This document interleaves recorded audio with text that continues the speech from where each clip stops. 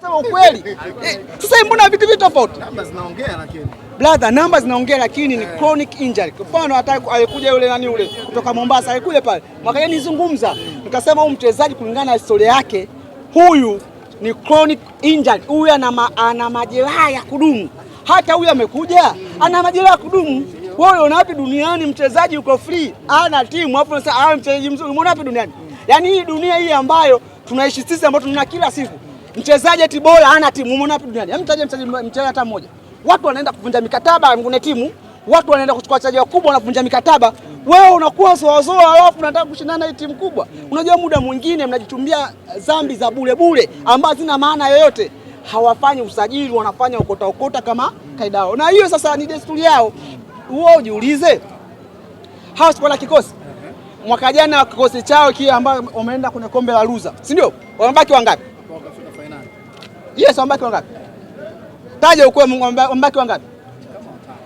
Watatu katika kikosi. Watatu tu kwenye kikosi cha kwanza. Yes. Si ndio? Lakini vile hebu jiuliza, katika mwaka jana kikosi chao makapteni wao watatu wote, kuna hata mmoja alibaki? Hapana.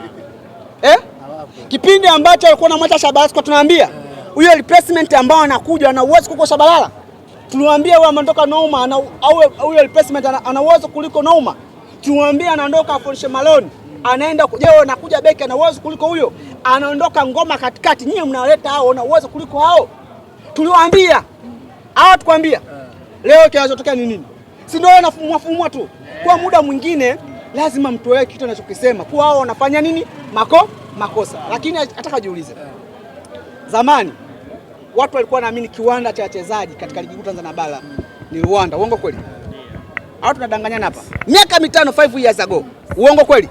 Watu walikuwa wanaenda Rwanda kuchukua wachezaji. Unanielewa? Wanaleta hapa Bongo lakini wanafeli. Leo hii wao wanaamini Rwanda kuna wachezaji bora wanaleta tena. Yaani unajua kuna vitu vingine unajiuliza, wako serious au wanatania? Yaani watu wanaleta mijitu ambayo imeshindikana kwa ajili ya kuheshimisha ligi kuu na mpira na Afrika kwa ujumla. Sisi kinachotuuma ni kwa sababu tumepigania vilabu vinne viende kwenye mashindano ya kimataifa.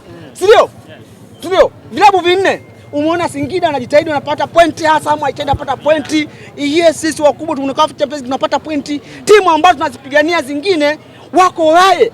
Wanagawa utamu tu brother. Wana pointi 0. Yaani wanashindwa kupambana hata kuamini kwa kuna mwanaume Yanga Sports Club wamepigana kwa ajili ya vilabu vinne viende. Basi huyu tumsaidie huu mzigo mwakani, si ndio? Asiwe peke yake na sisi, lakini ndio timu napigwa nyumbani ugenini, anageuzwa tu mwanangu. Kama samaki yapigwa bara na pwani. Sasa hiyo mambo sisi kama wakubwa inatuuma. Natamani mwakani tubebe vilabu vingine ambavyo kama Azam au Singida na mwingine. Hili kwa sababu tuweze kuzuia zile pointi zetu.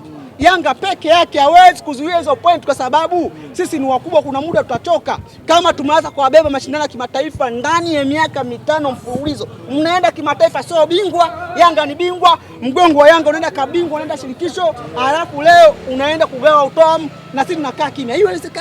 Haiwezekani. Kwa tunasema kwa sisi kama wakubwa inapaswa hawa vitimu vidogo vielewe kuwa mkubwa Yanga Sports Club anapopigania vilabu vinne, nyie mjikaze. Mnajikazaje? Tafuteni wachezaji African class players, wachezaji wakubwa kuongeza thamani ya klabu yenu, kuongeza thamani ya ligi kuu Tanzania bara. Leo ligi kuu unajua nafasi ya ngapi? Nafasi ya 6. Kwa nafasi ya ngapi? Si ya 4. Tukopo ya 4. Au mshasahau nyote watu? Tukopo nafasi ya 4. Kwa sababu kuna timu inafungwa ovyo, inashusha thamani ya ligi yetu. Sasa Yanga anashinda peke yake, timu nyingine inafungwa.